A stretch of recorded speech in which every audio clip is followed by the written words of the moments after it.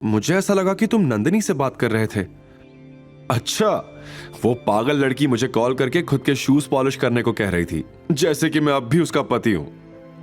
वो तुमसे अपने शूज पॉलिश करवाती थी? सिर्फ शूज ही नहीं, बल्कि मैंने उसके कपड़े तक धोए हैं, कहकर शिवाय हंसने लगा। लेकिन अवंतिका के चेहरे से यह साफ दिखाई दे रहा था कि उसे यह बात पसंद नहीं आई थी। मुझे नंदिनी की यह बात कभी पसंद नहीं आई। अच्छा हुआ तुमने उसे छोड़ दिया। हाँ, इस बात का काफी देर बाद मुझे एहसास हुआ कि उसे लोगों से ज्यादा पैसों से लगाव था। इतने में अवंतिका को कुछ याद आया और वो बोली, ओ, मैं तो भूल ही गई, आज मेरा इंटरव्यू है। इंडस ग्रुप वाला? हाँ, कहकर जल्दी जल्दी पोहा खाने लगी। फिर शिवाय ने अपना फोन निकाला और कुछ देखने लगा। क्या हुआ? अवंतिका ने पूछा। कुछ नहीं, सोच रहा हूं मेरे कुछ दोस्त हैं इंडस ग्रुप में, तो शायद तुम्हारी कुछ मदद कर सके, जॉब मिलने में आसानी होगी, कहकर शिवाय ने कॉल मिलाया। कॉल काट दो, अवंतिका ने गंभीरता से कहा। शिवाय भी अवंतिका की यह बात सुन के शॉक्ड हो गया। फिर उसने कॉल काट कर फोन टेबल पर रख दिया। यह जॉब मेरे लिए बहुत इंपॉर्टेंट है, यह बात तुम भी जानते हो, लेकिन मैं ये जॉब अपने दम पर लेना चाहती हूं, ना कि किसी की मदद लेकर। I am sorry. यह कहकर अवंतिका ने अपने दिल का बोझ हल्का कर दिया। शिवाय ये बात सुन के थोड़ा मायूस जरूर हुआ, लेकिन उसे अवंतिका की यह बात बहुत पसंद आई। मुस्कुराते हुए शिवाय ने कहा, आई लव दिस एटीट्यूड। मुझे ऐसे लोग बहुत पसंद है जो खुद के दम पर सब कुछ हासिल करना चाहते हो। अवंतिका, जो कि पहले घबरा रही थी, अब वो भी चहक उठी। मुझे लगा था कि तुम मेरी बात का बुरा मान जाओगे, बट थैंक यू, तुमने मेरे लिए बहुत कुछ किया है। बस एक लास्ट काम, प्लीज। क्या? मुझे इंडस ग्रुप छोड़ दो, प्लीज। अब अवंतिका की किसी बात को भला शिवाय कैसे मना कर पाता। उसने कहा, ठीक है, मैं रेडी हो जाता हूं, फिर हम निकलते हैं। और इतना कहकर नाश्ता खत्म करने के बाद दोनों अपने अपने रूम में रेडी होने चले गए। शिवाय ने रेडी होकर कैब बुक की और दोनों इंडस ग्रुप के लिए रवाना हो गए।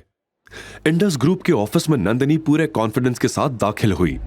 अंदर कदम रखते ही उसने देखा वो इस नौकरी के लिए अकेली नहीं थी, लेकिन नंदिनी के चेहरे पर कोई शिकन नहीं थी। उसे पूरा यकीन था कि यह नौकरी उसी की होगी, और यह यकीन किसी काबिलियत से ज्यादा उसकी एक गलतफहमी पर टिका था कि इंडस ग्रुप का जनरल मैनेजर दिनेश सिंह उस पर लट्टू था। यही सोच उसे आत्मविश्वास से भर रही थी, जैसे वो इंटरव्यू देने नहीं बल्कि इंडस ग्रुप की मालकिन बनने आई हो। वहीं दूसरी तरफ शिवाय और अवंतिका भी कैब से इंडस ग्रुप पहुंच गए थे। थैंक यू मुझे यहां तक छोड़ने के लिए। अवंतिका अपना पर्स और एक फोल्डर लेकर बाहर निकलने लगी। तभी शिवाय ने उसे रोका और कहा, एक सेकंड, मैं समझता हूं कि तुम्हें यह नौकरी अपने बलबूते पर चाहिए, लेकिन इस कंपनी के बारे में मैंने काफी कुछ सुना है। इस कंपनी के इंटरव्यूज काफी मुश्किल होते हैं। शिवाय की बात के जवाब में अवंतिका ने एक लंबी सांस ली और फिर कहा,